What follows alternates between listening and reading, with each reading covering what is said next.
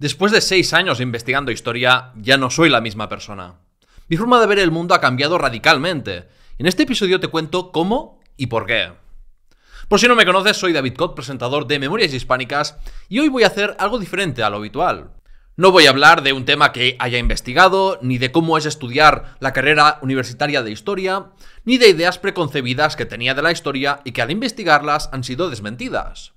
De esto último quizás haga un episodio aparte algún día, dime si te interesa en los comentarios. Pero este vídeo trata de reflexiones personales sobre el cambio ideológico que he dado gracias a la historia y habilidades que he desarrollado con mi divulgación histórica. Investigar historia ha sido la mejor decisión de mi vida como una forma de mejorar como persona. He pasado de estar en la extrema derecha a ser anarquista. Así que los que me acusan de manipular la historia de España con unas ideas izquierdistas que ya tenía, se equivocan completamente. Fue al revés. Leer cientos de libros y de artículos de historia escrita por investigadores serios ha hecho que haya tenido que cambiar mi ideología ante las aplastantes evidencias contra mis ideas preconcebidas. Por cierto, hacer una historia centrista ya es un posicionamiento ideológico a favor del status quo. Sin embargo, es muy importante remarcar que este cambio ideológico no hubiera sido posible si no hubiera tenido una curiosidad científica genuina por acercarme a la historia real lo más posible.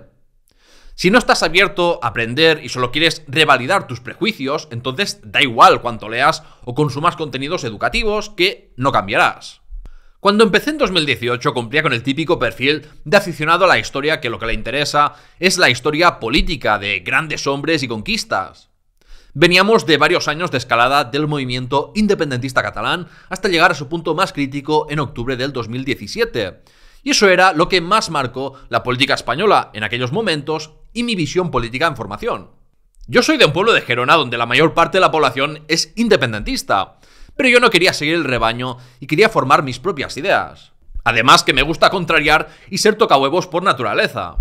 Entre eso y el contexto europeo e internacional de auge de la extrema derecha, pues como otros chicos de la generación Z, caí en las ideas reaccionarias de la derecha.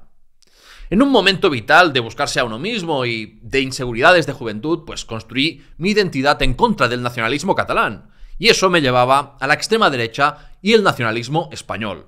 Pasaba mucho tiempo en forocoches, escuchaba a Federico Jiménez dos Santos, y en fin, que fui muy influido por el antifeminismo, el anticomunismo, transfobia, islamofobia o xenofobia. Estaba muy intoxicado.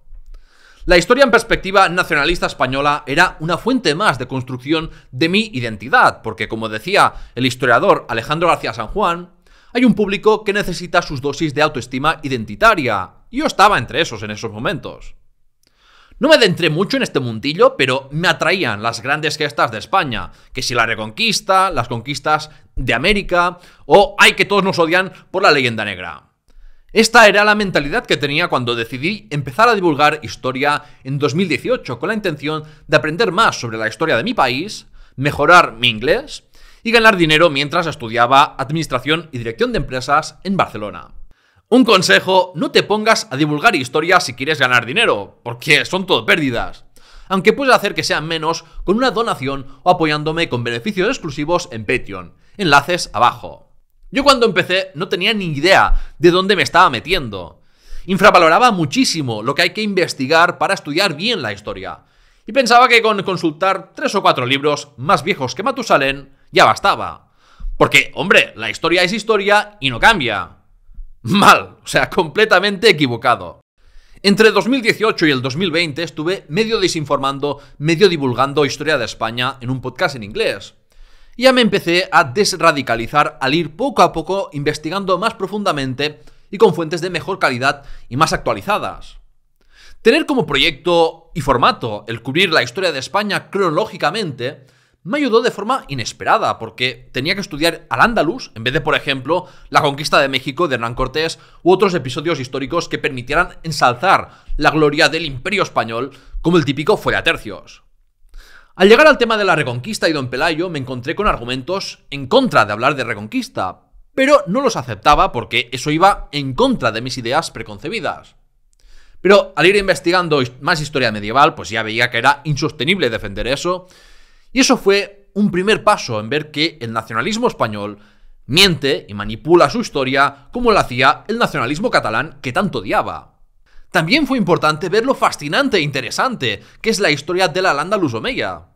Quizá los musulmanes no eran tan malos como creía. De forma inconsciente, que la historia andalusí me gustase fue minando la credibilidad del relato histórico del nacionalismo español y mi afinidad por este, que siempre ha presentado al Islam como enemigo de los siempre católicos españoles. Ahora bien, yo soy una persona que odia pensar que no tenía razón y que se equivocaba, o sea que el proceso de cambio ideológico fue muy lento. A finales del 2020, cuando abandoné mi podcast en inglés y pasé a divulgar historia de España en español, seguía siendo políticamente de derechas. Lo que había cambiado durante mis 2 años y adentrándome en la historia es que dejé de estar radicalizado y dejé de comprar el discurso sobre la historia de España de la derecha españolista. Al pasar a divulgar en español, pronto empecé a investigar de forma mucho más rigurosa y profunda que antes. Aún se cayeron más mitos y mentiras del nacionalismo español. Vi que todos los nacionalismos son un cáncer y se basan en mentiras y en crear odios o identidades en contra de otras. Y esto hizo que en 2021 pasase a quedar ya más, digamos, indefinido ideológicamente. La historia me estaba obligando a enfrentarme a mis propios prejuicios. Me obligaba a sacar tanto odio de dentro de mí y aprender a ser más abierto. Desarrollar mis habilidades de investigación y contraste de la información me ayudaba a desarrollar el pensamiento crítico y a siempre tomar lo que se cuenta en las fuentes primarias con precaución y dudando de la intencionalidad del autor. Y era consciente de la gran responsabilidad del divulgador en difundir historiografía actualizada y no bulos y narrativas nacionalistas. Yo siempre antepongo lo que dicte mi conciencia y moral ante todo, así que anteponía la búsqueda por la verdad a lucrarme vendiendo mentiras, lo que hubiera sido más fácil viendo cómo hay gente vendiendo cursos de 150 euros de historia de España contra la leyenda negra. Esto no es irónico. Sentía además un amor verdadero por descubrir la historia por mí mismo.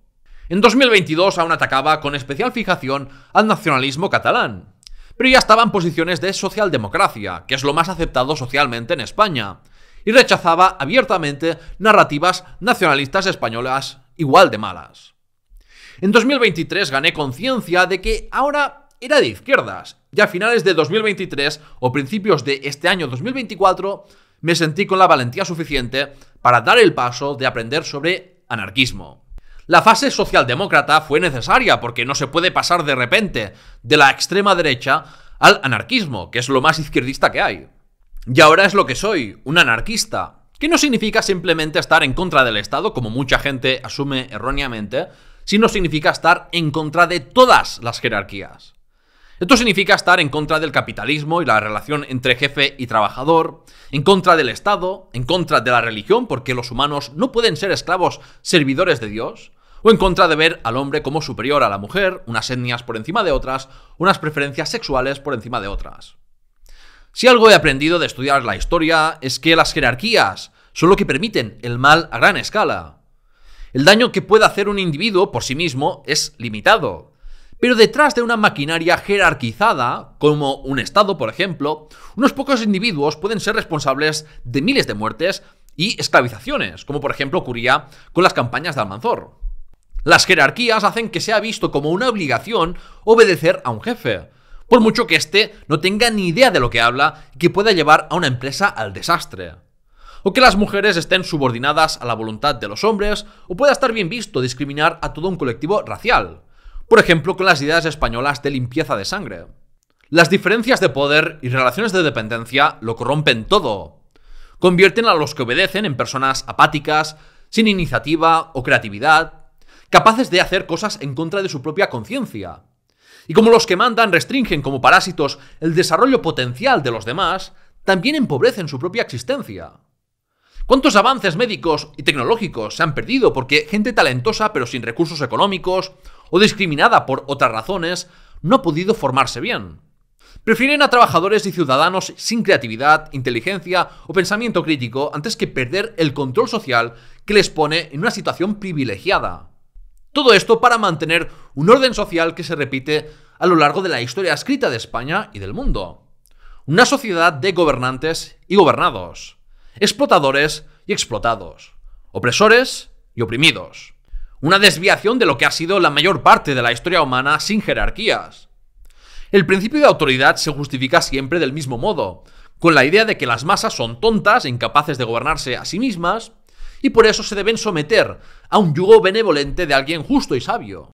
No se dice nada sobre qué hace especiales a estos humanos con un derecho autoconcedido a mandar, y por qué la gente debería confiar su libertad en ellos más que en sí mismos. Cuando era de derechas aceptaba como natural el principio de autoridad, porque es lo que te enseñan desde pequeño, hasta el punto de no ver que es un sistema opresivo. Admiraba historias de ascenso social, de gente que venía de la nada y conseguía convertirse en alguien rico y poderoso. Esto era porque, como muchos otros, no me quería identificar como de clase obrera, y tenía aspiraciones de más, con el mito de que si te esfuerzas es posible triunfar. Sin embargo, con el tiempo he visto que la realidad no es así. He ganado conciencia de clase y me identifico mucho más con los oprimidos que con los opresores. Estudiar historia también me ha hecho tener más empatía. Ahora veo personas con emociones como yo, donde antes veía números y estadísticas desde la perspectiva de los poderosos que ven con desprecio a los que están por debajo como ganado al que explotar. Puedo ponerme en la piel de los miles de inquilinos de Barcelona que en 1931 se declararon en huelga y dejaron de pagar los asfixiantes alquileres. O en la de los 9.000 gitanos de todos los sexos y edades capturados y separados de sus familias para intentar exterminarles. Yo no estoy en la posición social de los gobernantes, sino en la de los gobernados, y por eso he ganado interés en la historia desde abajo y no una historia de la corte y de guerras. Antes, cuando era un hombre de orden, veía automáticamente mal cualquier movimiento popular y con violencia contra el status quo. Pero si el status quo es injusto y el sistema es opresivo, ¿por qué la gente afectada negativamente por él debería simplemente permanecer callada y obediente? ¿Por qué debería haber mal las revueltas y revoluciones de los explotados contra sus explotadores que ejercen una violencia sistemática y diaria? ¿Por qué se debería admirar a hombres como los conquistadores españoles en América que ascendieron socialmente a base de pisotear, oprimir y explotar a otros? ¿Por qué a una descolonización se le exige no ser violenta cuando la colonización y el orden colonial en sí mismo es violento? ¿Por qué la violencia del Estado es vista como más legítima que la resistencia a ella? ¿Por qué se debe aceptar que los ricos sean cada vez más ricos y los demás cada vez les cueste más llegar a fin de mes? ¿Por qué debo aceptar unas relaciones sociales desiguales a las que nunca he dado mi consentimiento? ¿O por qué debo someter mi libertad a la voluntad de otra persona? Si me importa más lo que les pase a las clases poderosas y propietarias, lo que de forma inconsciente estoy diciendo es que es menos valiosa la vida de los siervos que la de los que mandan.